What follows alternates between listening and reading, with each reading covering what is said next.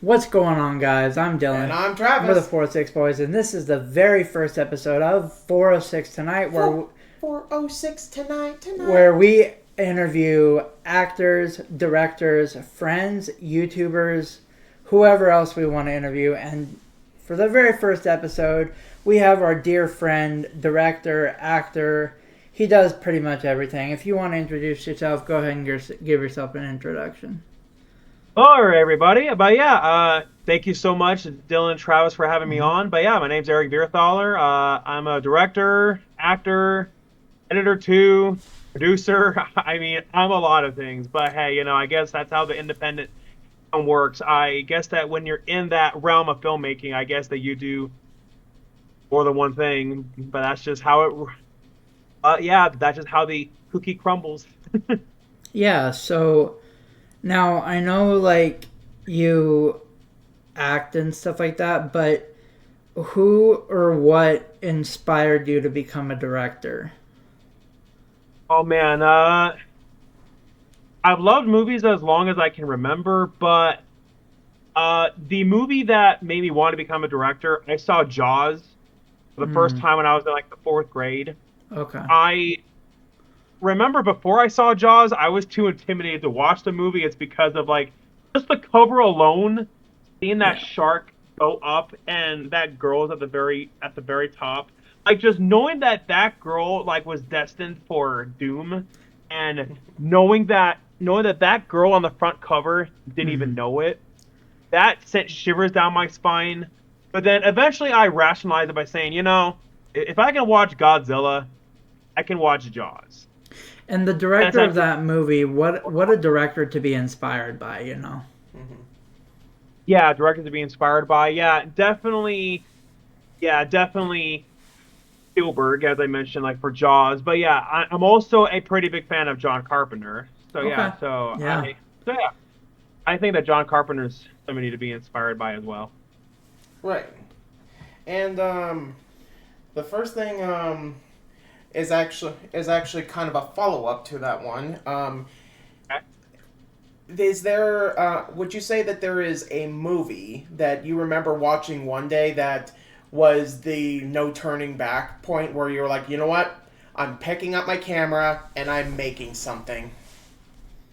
Yeah, I definitely would say Jaws. Like, just when I first saw that movie, I was downstairs at my parents' house back when I was at my parents' house at that time, and I was watching it on that, and I remember being so enticed by that world in the movie, and then even afterwards, even watching the making of Jaws, I sound counterintuitive because of the making of Jaws was not a fun experience. Mm-mm. But yet, watching the making of Jaws made me want to go, you know what? I'm going to pick up a camera and I'm going to make a movie. So, me and my old friend Justin at that time, we made a movie that's like a mix of Jaws and Jurassic Park. It was Okay. called Shark Attack. It was called Shark Attack Island. It was just my friend in my parents' hot tub with action figures and this giant inflatable shark. Okay. And and we just had like the soundtrack of Jaws playing in the background, since we were just that amateur.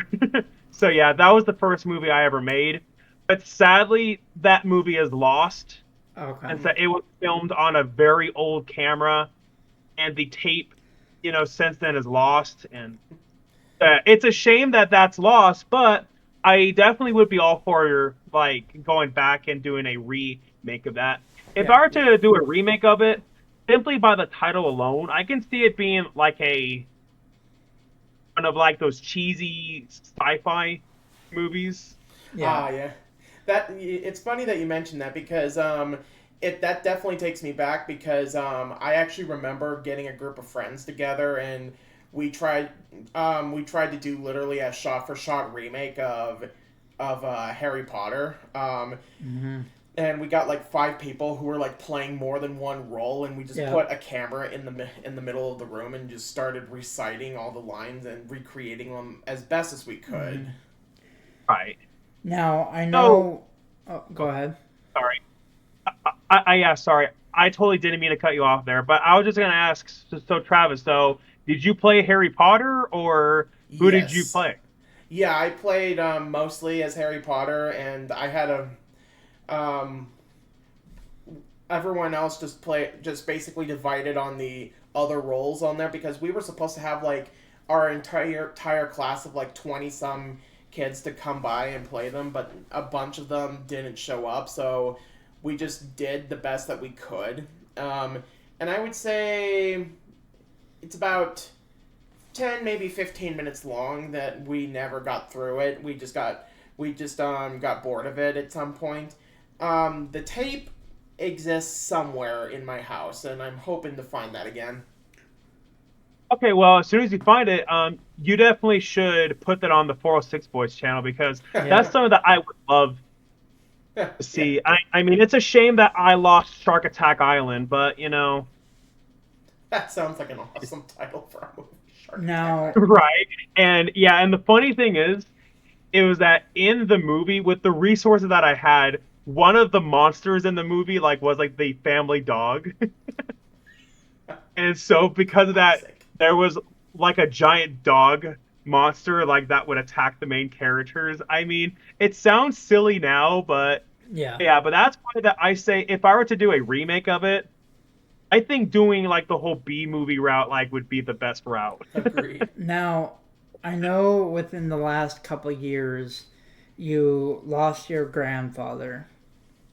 Yeah, that was a How much of him inspired you to really get behind directing and acting? Like, how much of him passing away really drove you to become a better director and actor?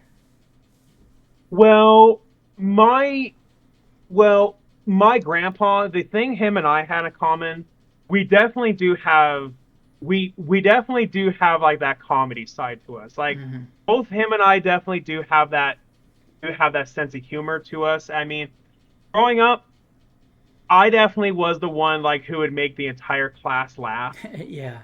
You And still do now, I mean. oh yeah, yeah, exactly. And yeah, and then one of the last things I told him before he died is that I truly feel like that part of him passed on to me. And then I feel like whenever I make somebody laugh, like how I did with my things that piss me off movies, I feel like that's my way of passing on like passing on like what he did Yeah. for me and what he did for everyone else in the family on- onto all Yeah. these other people. And so yeah, not so much the directing side, but Oh, more so of the acting side. and it's obviously hard when you lose someone close to you, but it's also on the other hand, when they do pass on, it drives you to do better in one certain area, right? Oh, Yeah. exactly, yeah. Yeah. And knowing the very last time that I ever talked to him, Mm-hmm. it was a very, very powerful moment. Like it was one of those things where it looked like he was already dead, but the only thing that indicated life was his eyes. Okay. So seeing that was a little bit eerie, I'm not gonna lie. Yeah. But then, knowing the last thing I told him like was how well my life is going and how Yep. I have a shot like at success. And ultimately that's been a big motivator like for me to continue on. Yep. And I mean, if he were to see where I'm at now, he definitely would have a very big smile on Yeah, for sure. his face. So, and I noticed that my camera's out of focus, so I'm going to turn my camera off really quick and see Okay. if that helped. I'm sorry. Yeah, no problem. There we go. Question. That was an easy fix. But yeah, I mean, that's one of the harshest lessons about life is that Yeah, the older we definitely. get, the older everyone else gets, and knowing that Mm-hmm. eventually all of our loved ones are going to pass. Mm-hmm. All right. One I actually have is I would say one question that I also have actually is about the YouTube channel actually, and Okay. one that I've always been interested in is that is there a series that you also want to try to get off the ground that got completely overshadowed by things that pissed me off, or any ideas you wanted to do but were so busy with what pisses me off that it just kind of got shoved in the back burner? I would say that's what happened to what I think is overrated. Uh, I mean, that series was popular, but it got completely overshadowed by things that pissed me off. Okay. And the last time I brought that series back was in 2018, and it barely, it didn't do that very well, like with views, Mm-hmm. and so that's why I never brought that series back. I mean, I would bring the series back, but if I do, it needs to be in a way where it can get better views than what it did when I brought it back. I also want to bring back horror movie marathon, Okay. and a horror movie marathon was inspired by James Rolfe's Monster Mm. Monster Madness, and I thought the horror movie marathon, I just felt like that it had that ring to it, Hmm.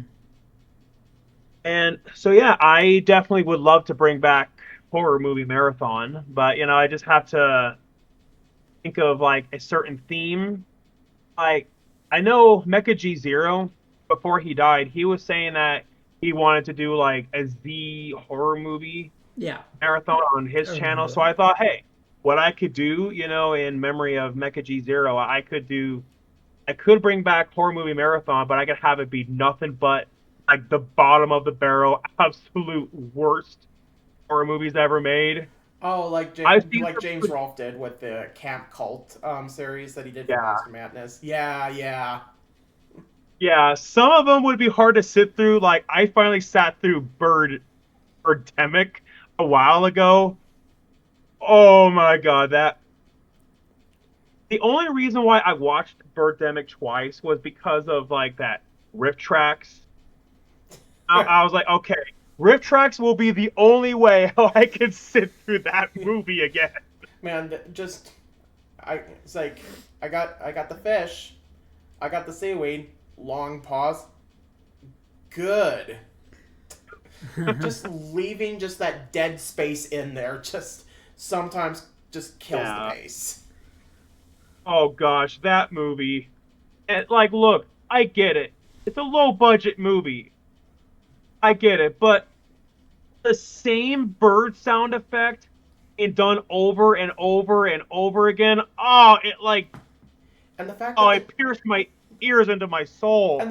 the director thinks that the birds legitimately look good. Like like really thinks they're good. Whatever makes him sleep at night. Now, That's what I on to one of my favorite questions, and this is one I like to ask a lot of people. I know like you like horror movies, say. and I know you've seen a lot of them, like good and bad.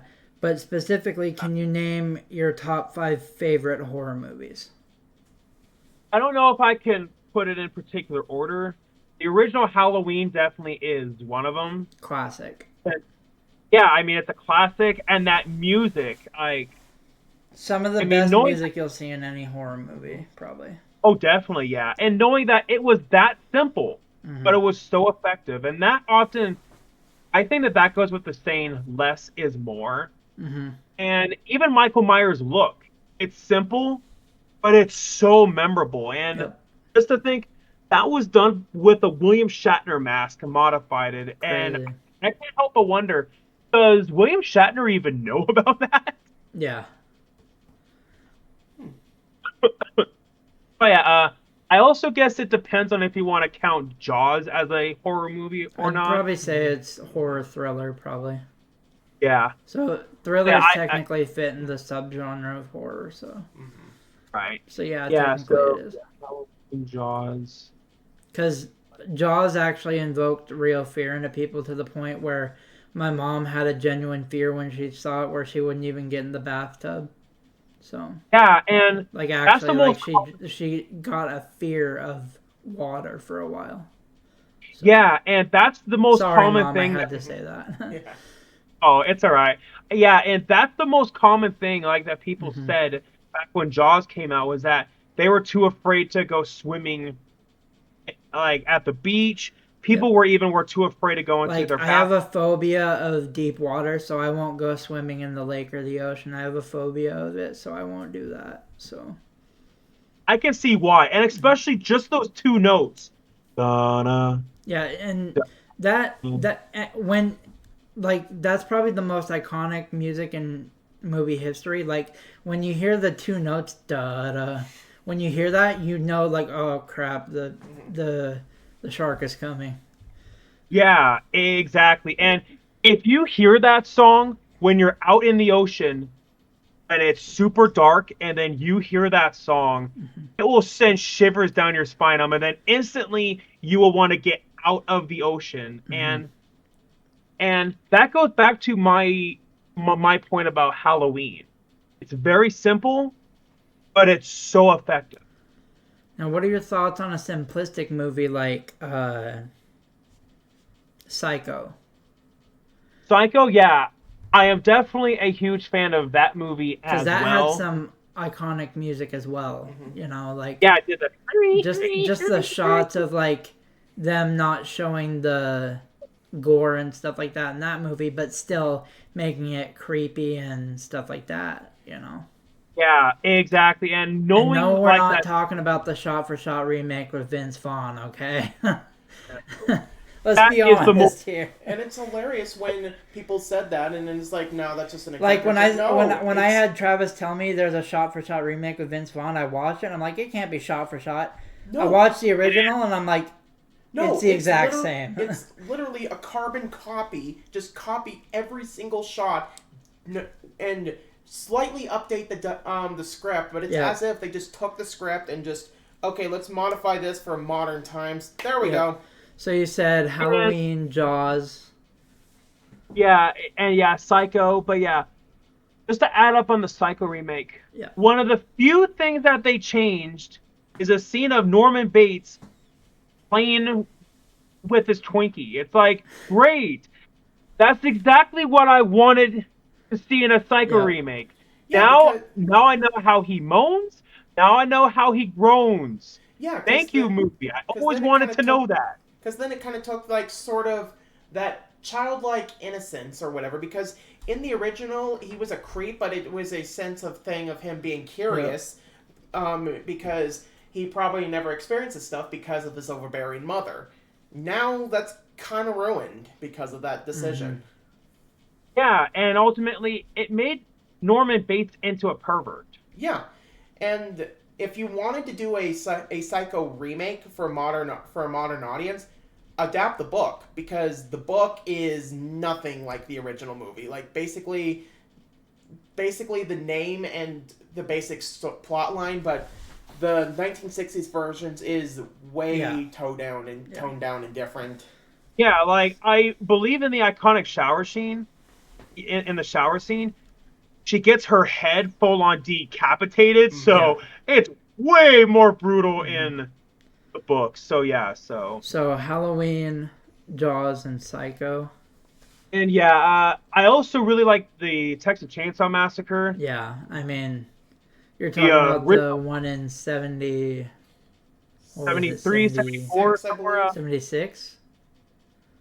Was it? Yeah, That's I correct. think it was like Because it 1973, predated Halloween. 1974, somewhere around there. But yeah, and there's something like really eerie about Leatherface chasing after when she's in the truck, you know, and just chasing out. There's just something really eerie and creepy about that. Yeah, and there's the whole thing of it basically shot like documentary style, so there's a bit of realism to it.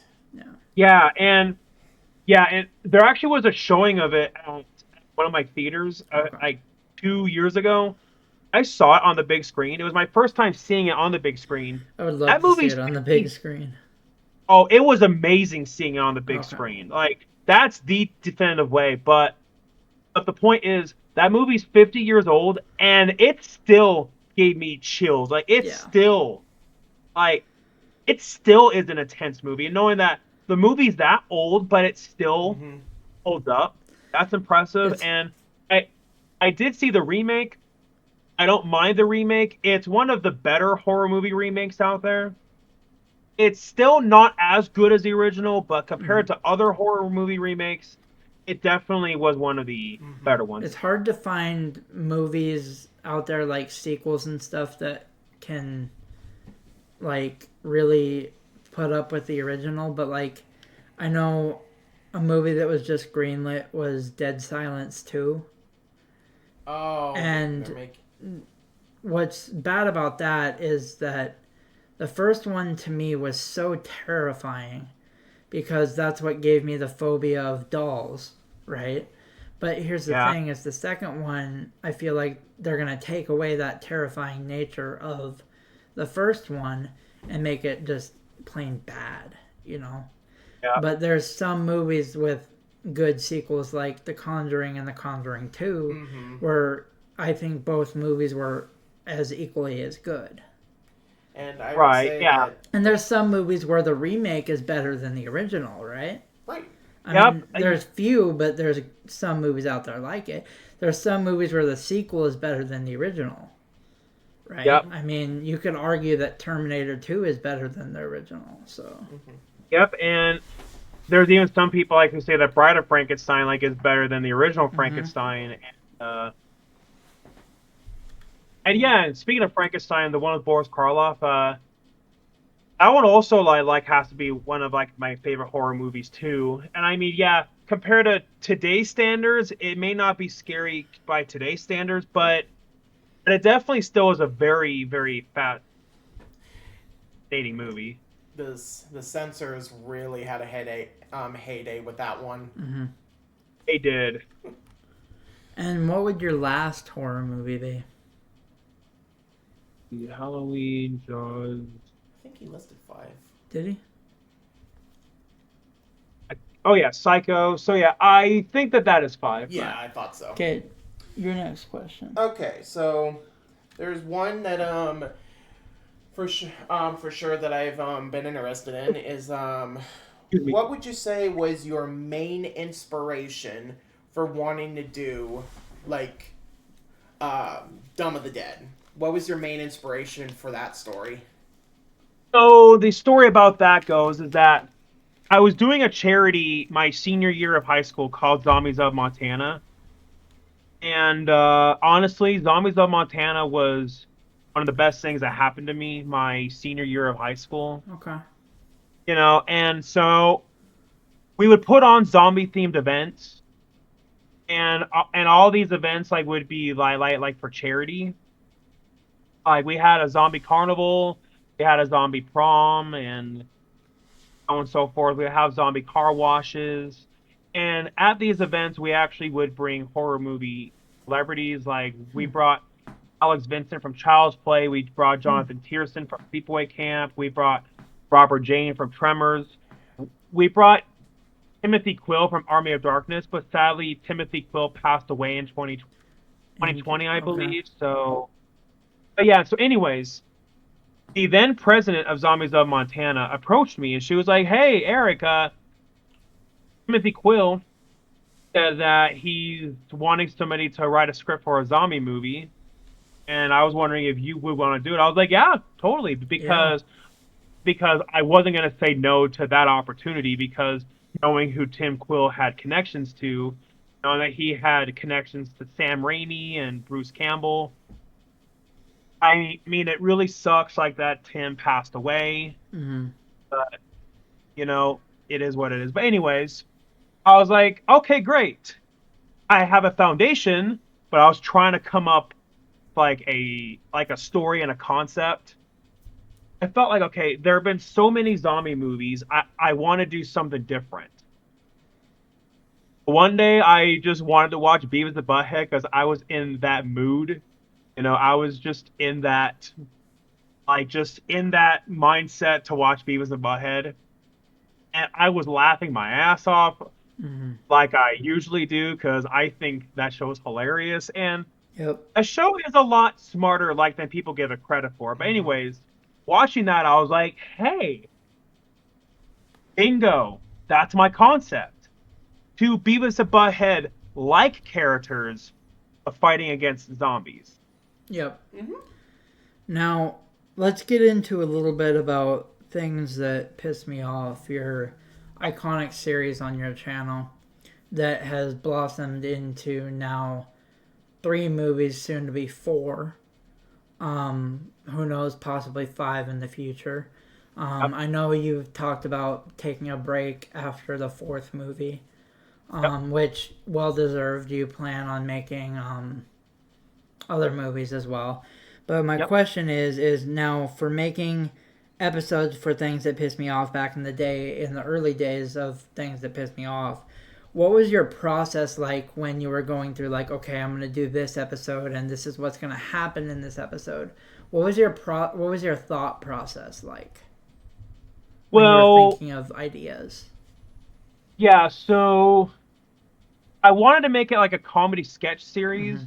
and it was inspired by Cinemassacre. Okay. So so I thought, okay, like for each episode, there should be some sort of comedy sketch around it. Yeah. Like with the first episode about ranting about the radio playing the same songs too much, and then I made that joke, like how the radio is like a horror movie, how it's like a slasher movie. Yeah. I made that joke because I thought it was funny, like in the sense how like how you think that the villain is dead at the end of every slasher movie, but yet like it comes back for more.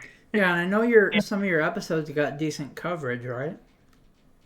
Yeah, that I did, and considering that that was all done by me, it was all Yeah. me doing everything. No. And yeah, and so yeah, I also didn't want to pump out too many at once. Like I Mm-hmm. would do one a month.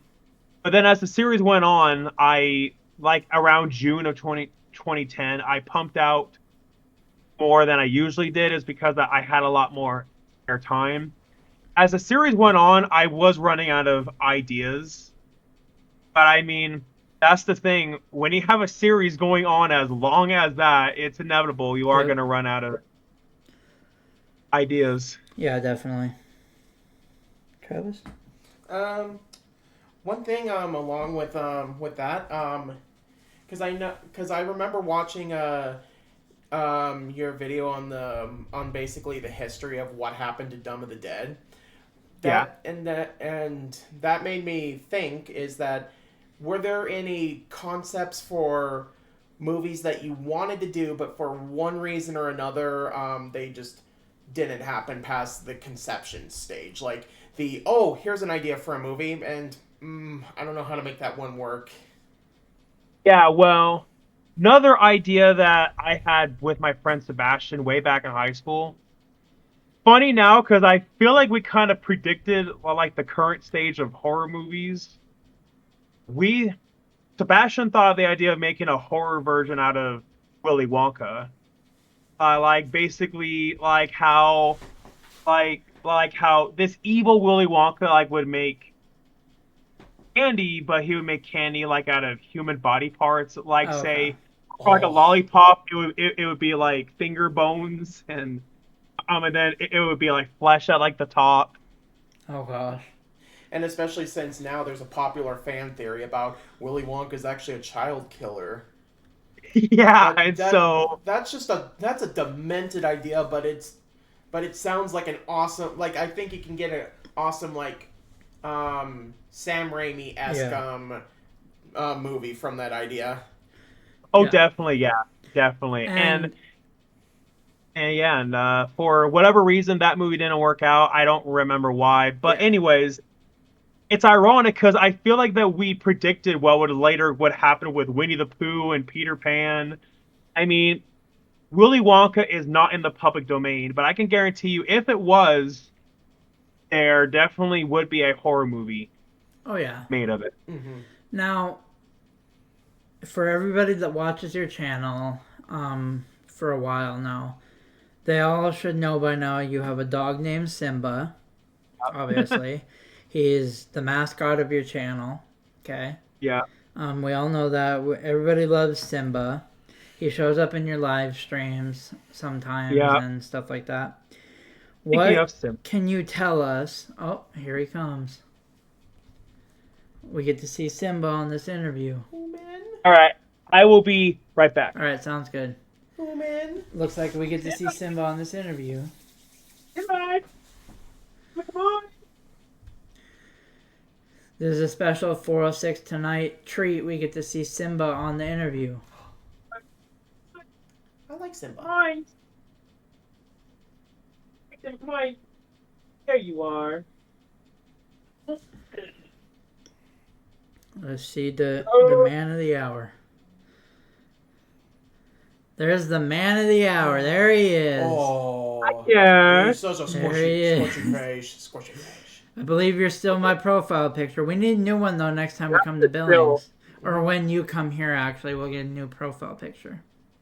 Oh yeah, definitely. And you know, having you two here, the first thing that comes to mind is when we were filming the second movie.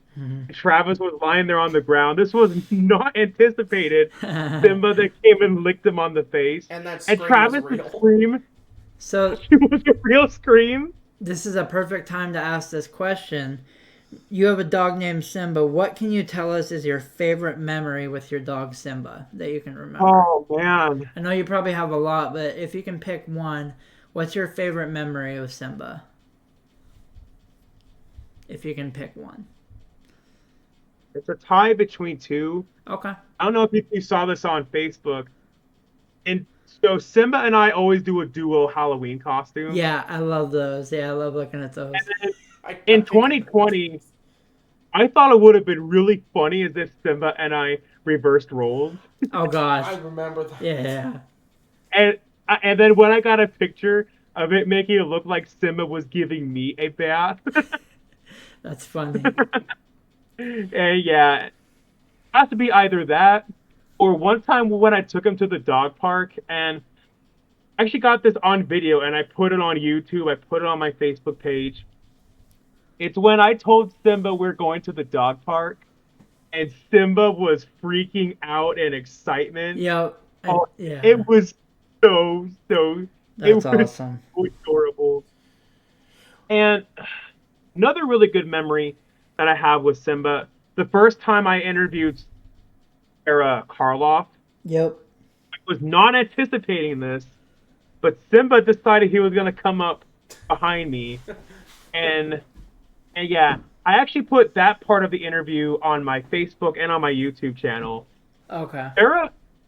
Sarah just thought that Simba was the cutest thing. That's awesome.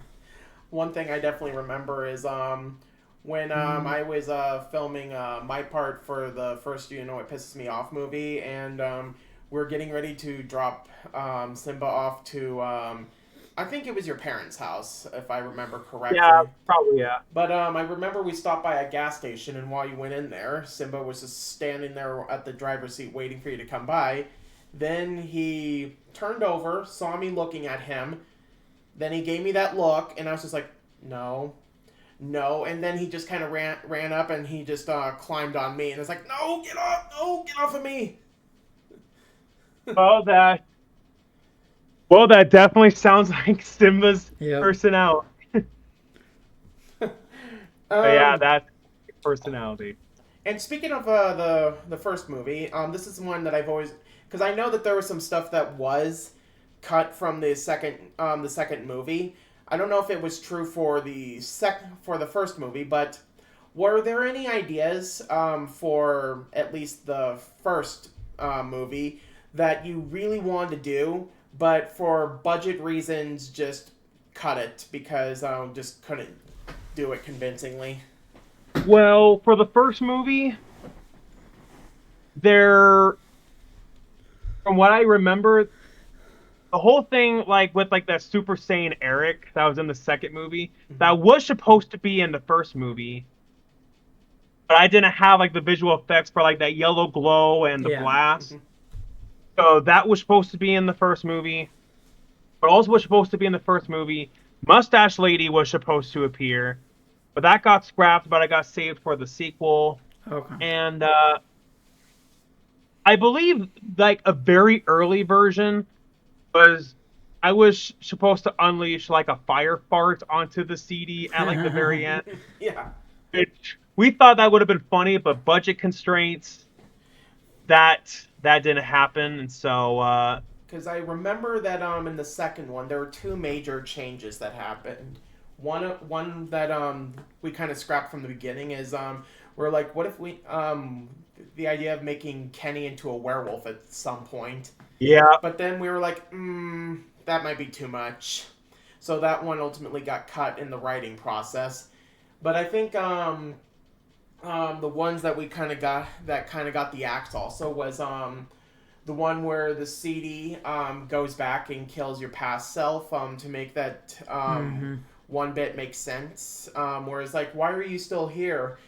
And the part where you go back in time to the first video to destroy the CD in the past and basically make them disappear like forever in the present. Mainly because I think those were kind of pretty ambitious ideas to do with a limited budget. Definitely, yeah. And as far as that second change goes, it was cut for time. Mm-hmm. Oh, yeah, and, time. Yeah, and I mean, it really sucks because I didn't want to cut that because that would have been an awesome thing to include. But yeah, and the whole thing about the werewolf, Erin Campbell, like who played Kenny in the first movie, at that time she said, "Yeah, I'll come back if Kenny plays a werewolf." A very odd request. I was like, okay. Yeah. And it was like, and I remember you telling me that, and I was like, what? Okay, I'll make it work. But it's like, and I guess that could be a funny idea, but that was just such an out there request for me. Right? I mean, what that reminds me of, it reminds me of when Tommy Wiseau wanted to turn into a vampire in The Room out of complete nowhere, and his excuse was, because people do crazy things or something like that. Yeah. It kind of reminds me of, I don't know if you know about the Island of Dr. Monroe movie that came out in 94. Yeah. Marlon Brando had a lot of odd requests that many of them made it into the movie even. One of them being to have a miniature counterpart to him essentially because he liked the little person that or whatever, because I guess he was famous at the time, and he was like, that one's gonna be my double, and that character was the inspiration for Mini-Me in Austin Powers. Oh, interesting. He did not know that Austin Powers connection. Now, carrying on for your things that piss me off series, who is your favorite character that you created in all of the things that piss me off universe? No one's ever asked me that question. That's If you had to pick one of all the characters you've created in the whole universe, the movies, the series, the spin-offs, everything, who's your favorite character? Good question. That's a really, really, really good question. I definitely think Genie definitely opened up a lot of possibilities. Yeah. And definitely one of the most popular characters. Definitely. And I'm surprised that I didn't bring him back for the longest time until 2020. Yeah. And yeah, I noticed at that time, shoot, Genie hasn't been seen in a while, so why don't I thought, screw it, bring him back. Yeah. And I definitely think Mustache Man, has been popular for a reason. Yep. And he's such a simple character, but he's been so effective. And I guess I'm biased because of my dog, but yeah, definitely. I also definitely like having my dog there too. Yeah. I know one that made a major impact upon her first introduction is Shevart. Shevart, yeah. Oh my God. Shevart? Well, hello there. Yeah. And I even remember when my mother and sister were helping me with the costume stuff or whatever, and once it was done or whatever, I remember my mother was like, "You actually make a hot chick."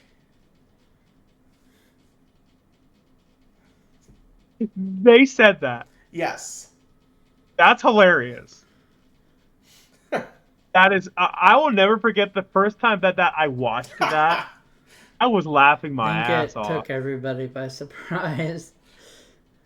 It did. I remember walking in the hallway. I'm like, "What the hell are you doing?" And I was like, "It will make sense. I promise it will make sense." What the hell are you doing? Travis? Yeah, and I believe it was in the dog one, like where dogs can talk. I Yeah. loved how the ending went.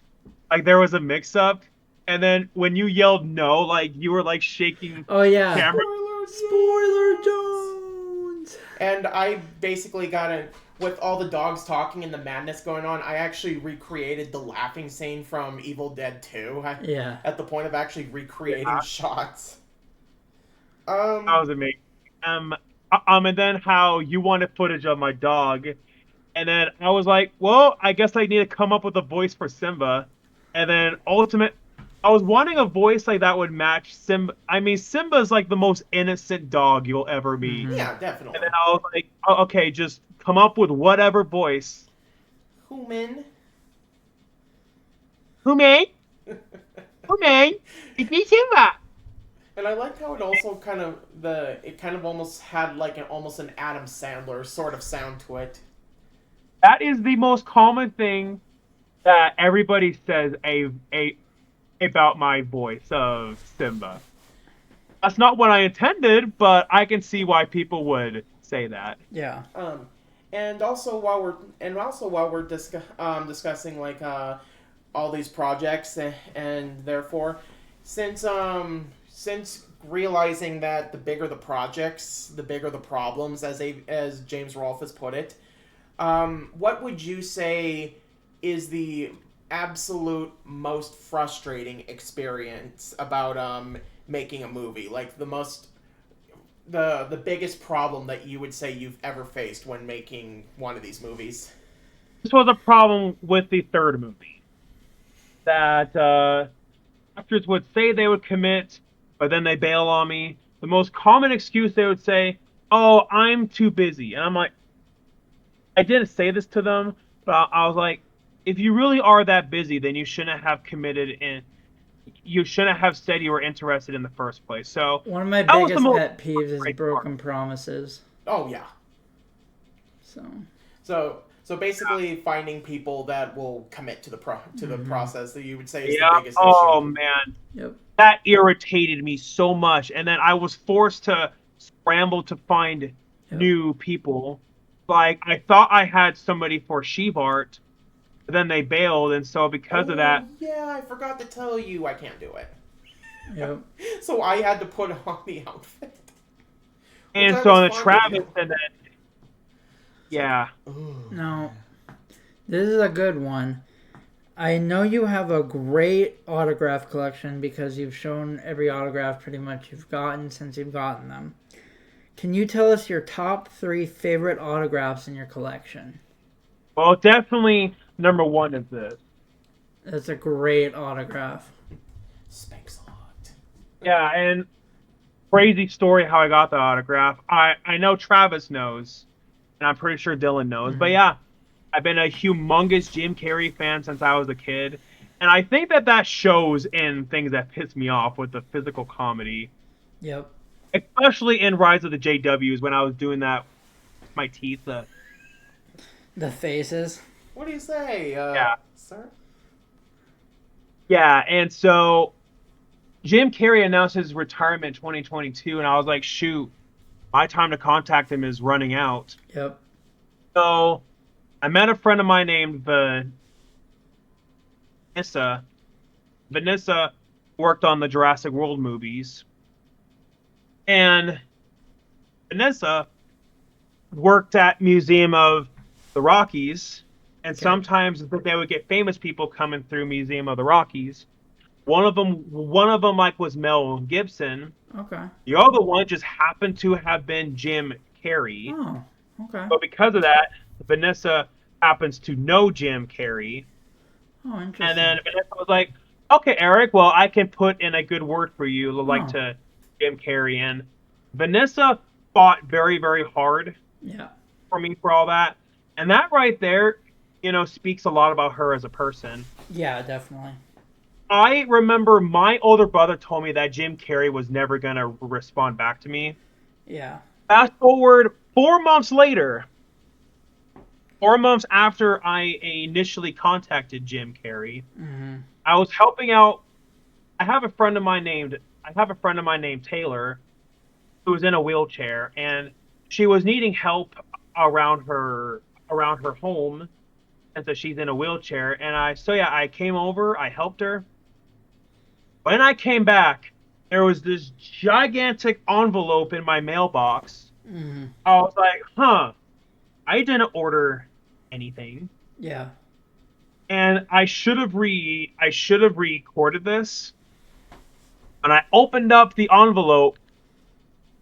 It was that. Wow. And I was like, oh my god, it worked. It's crazy. And And then show it to your brother. Ah! Told you! I That's told you crazy. so. And but yeah, when I posted that on my Facebook, man, my Facebook exploded. Like people were calling me and Mm-hmm. they were saying, "Jim Carrey got a hold of you," and yeah, that will be my favorite autograph, knowing how long that I waited to get a hold of Jim Carrey. Yeah. And yeah, my other favorite autograph that I actually got an autograph like from John Carpenter, Okay. like this month. And yeah, I got that. Uh, been a big Frankenstein fan as far as I can remember since I was a kid. But yeah, getting Sarah Karloff to sign my Frankenstein Mm-hmm. poster definitely was great. I mean, I do appreciate every autograph that I have. Asking And this question leads into that. Who is an actor you've always looked up to? And I guess, kind of answered that, but yep. And I know that's your favorite actor of all time. We all have oh, one, definitely, but yeah. so And it's cool that he's actually coming back for Sonic 3. Yeah, I am so happy about that, considering that it's an adaptation of Sonic Adventure 2, and Dr. Robotnik was a very vital character in that. And I was like, it could do it without Jim Carrey, but it wouldn't be the same. and I don't So think they I'm could have definitely cast really, really anybody glad. better than him. Oh, definitely, yeah. And I made a video on my channel about Sonic 3. Now, look, Yep. I get it. Amy and Rouge the Bat also were vital characters in that as well. I'm going to be honest with you. I don't think Amy and Rouge are going to be in Sonic 3. Now, if I'm wrong, fine. It's just the fact that Shadow is the more popular character. Yeah, definitely. And we And don't want the knowing that movie they to would. be too bloated with too many characters. Yeah, exactly. And it also would have to pay for the CGI of those characters too. And I know this from film history. CGI in movies is expensive. Like if it surpasses 30 seconds or so, it can well cost you like close to One $1 million. more And so question each. people often complain about how there's not much Godzilla the in the MonsterVerse. Well, now I know why. Mm-hmm. Yeah, for sure. Yeah, I mean all of that adds up. And on top of that, they it got Keanu Reeves, so having to pay Keanu Reeves, having to pay for the CGI, having to pay for everything else, Mm-hmm. all that adds up. So Travis and I are gonna ask one more question each, and Okay. then at the end, we'll have you plug all your information. So Travis, go ahead and ask your last question. I think my last one would be, what goes through your mind when you're watching people watch your movie? The thing that goes through my mind is what are their thoughts going to be? What's their response going to be? And if they praise it, you know, I become very happy about that, knowing that I put a lot of hard work into it. If they criticize it, you know, if they're going to be jerks about it, well, and then forget about them. But if they're going to give honest, constructive criticism, I can take it to heart, learn from it, and that's what happened with the Rise of the JWs. I mean, Yeah. everybody's in universal agreement. A huge improvement over the original. Okay. And now my last question is a big one. I want, in your opinion, they don't have to be in any specific order, but your opinion for your 5 best movies of all time. So in no particular order, I think I made it very clear that Jaws is one of my Yep. favorite movies of all time. And often Jaws is regarded as one of the greatest movies ever made. And honestly, it's definitely rightfully so. I mean, I'll go as far as saying that it's the greatest shark movie ever made. I don't think anybody's going to argue against that. Yep. It's one of the greatest movies ever made. I also would say that the original Lion King is one of my favorite movies too. Classic. I think that's pretty clear because of my dog's name. Wait, not And the yeah, live action? What about that Mufasa movie coming out on the same day as Sonic? I would go see Sonic if I were to be honest. Oh boy. Hashtag see Sonic instead of Mufasa. Yeah. It's gonna be like Barbie Nightmare. It's called Sufasa. Sufasa? Yeah. Mufasa, yes. That is perfect. Mufasa. Monic. Muphonic. So you got Lion King and Jaws. Yeah, those are definitely two of my favorite movies. Jurassic Park definitely is one of my favorite movies. Because I know how much you love dinosaurs and stuff. Yeah, so yeah, that's one of my favorite movies. I wasn't huge into dinosaurs, but I know Travis was, and I used to like be interested in them because he was interested in them. And like I remember as a kid would teach me about them, so I would actually therefore learn about them. So I knew a lot about dinosaurs because of Travis. So like if I said the name wrong of a dinosaur, he'd be like, No. This is what it is. No. As a matter of fact, I always have a funny story where I actually almost escaped a classroom using a plastic dinosaur one time. Okay. So Jurassic Park, Lion King, and Jaws. And yeah, the original Halloween definitely is one of them. Definitely. I personally count Terminator 1 and 2 as one, True. even though they're very, very different movies. I get it. But yeah, people often debate what's the better movie. I personally like them both just as much. Now, one last special question I'm going to ask. For all our fans out there, and for your fans for that matter, and for everybody out there, if they want to get into acting, or they want to get into directing, or they just want to film shorts, or they want to film YouTube videos, or they just want to film something for fun for their family or whatever, what kind of advice would you get them to just go out there and do it? What would you like? Because how powerful our phones are nowadays. Like I have this iPhone 15 Pro Max. They're on this iPhone 15 Pro Max. They're shooting cinematic movies on this thing now. So you don't need a fancy $4,000 camera to shoot a movie nowadays. So what's your advice on these people that want to start out on YouTube or things like that to shoot movies or YouTube videos? I mean, heck, my first 2 movies were filmed on my iPhone. Mm-hmm. And so, I have a whole series on my channel called Advice to Actors. Yep. I've even thought about branching out, doing advice to directors. Yep. My advice is, if you want funding, you gotta start off small, work your way up. Like Travis and I started on an iPhone. We upgraded to a nice camera. I mean, it's just what you got to do. You got to start off down here, work your way up here. Yeah, and I mean, heck, even when I interviewed Adam Marcus, who's the director of Jason Goes to Hell, he even said, yeah, people nowadays, I wish that I had like what you guys have now. Like Hollywood is in the palm of your hand. Oh, yeah, definitely. With your phone now. And so, as far as funding goes, start small, work your way up. I mean, the first Pissed Off movie, only $40. $40! And for $40, it looked amazing.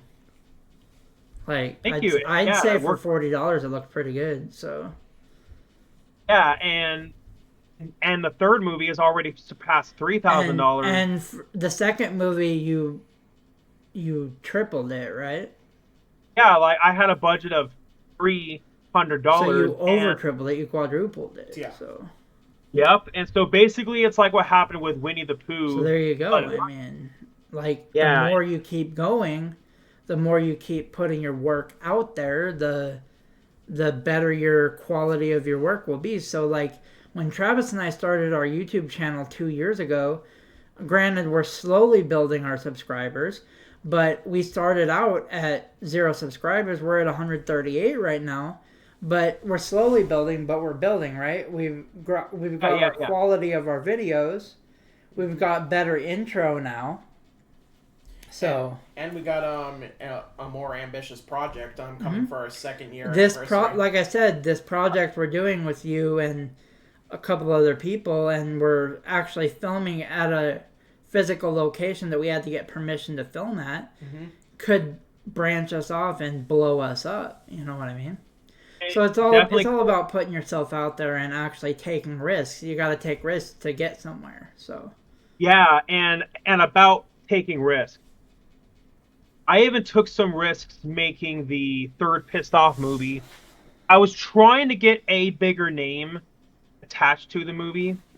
Now, ultimately, because of the timing of what was going on with Hollywood with all of the strikes, I was forced to not have a big name for the third movie. But for the fourth movie, definitely. And I did make some mistakes making the third movie, but ultimately I will learn from that. I mean, I took a risk with an agent of a big name horror movie actor, and we almost got him for the third movie. But then what was going on in Hollywood, we were forced to not have him. But if I didn't take that risk, I would have missed out on having a shot with the Screen Actors Guild. hey, I say since we have direct contact with him, I say we take a risk and try to get a certain someone Travis and I are going to be doing an interview with soon for the fourth movie. Yeah. You know, I won't say who it is because that'll spoil the interview. But yeah. So Eric, I will let you now plug your information if you have any where people can find you at. Where if you have any merch. I will, when you name what you name, I will put it on the screen right here over your name, and you can just go ahead. But yeah, I do have merch over at Pop Tees. Okay. Yeah, please go and check out. And all of this will be in the description in our video, by the way. So awesome, yeah. Just be sure to check out my merch at popuptees.com. You can find me on Instagram. Just type in VIERTHALER Studios, and I'm there. I have Facebook. I have 2 Facebook casual profiles. One of them is a backup in case if one gets ruined. And also, your YouTube, right? Yeah, and so as far as the Facebook, I also have a Facebook page for all my acting and filmmaking and all that.